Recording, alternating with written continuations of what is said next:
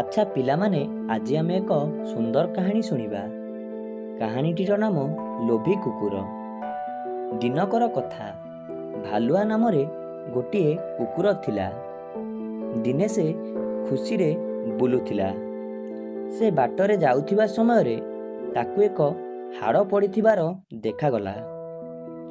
ସେ ହାଡ଼ଟିକୁ ଦେଖି ବହୁତ ଖୁସି ହୋଇଗଲା ଓ ଚାରିଆଡ଼େ ଦେଖିଲା।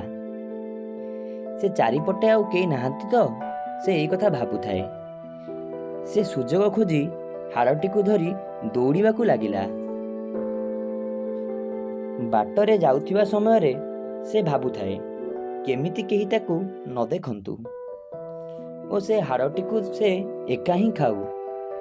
ସେ ଚାଲି ଚାଲି ଆସୁଥିବା ସମୟରେ ବାଟରେ ଏକ ନଦୀ ପଡ଼ିଲା।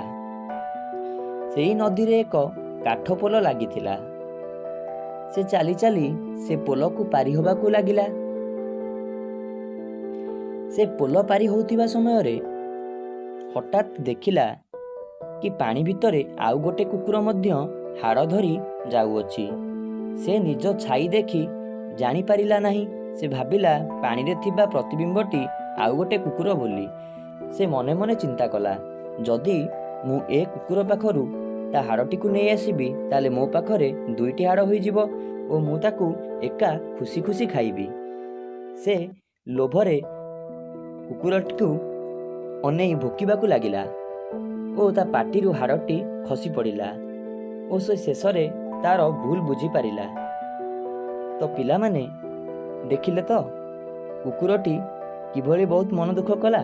ତାର ଲୋଭ ପାଇଁ ସେ ତାର ଖାଦ୍ୟ ହରାଇଲା। ତ ପିଲାମାନେ କେବେ ବି ଲୋଭ କରିବା ନାହିଁ। ଯଦି ଏ ଭିଡ଼ିଓଟି ଭଲ ଲାଗିଲା ତାହେଲେ ଭିଡ଼ିଓଟିକୁ ଲାଇକ୍, ସେୟାର ଆଉ ଚ୍ୟାନେଲକୁ ସବସ୍କ୍ରାଇବ୍ କରନ୍ତୁ।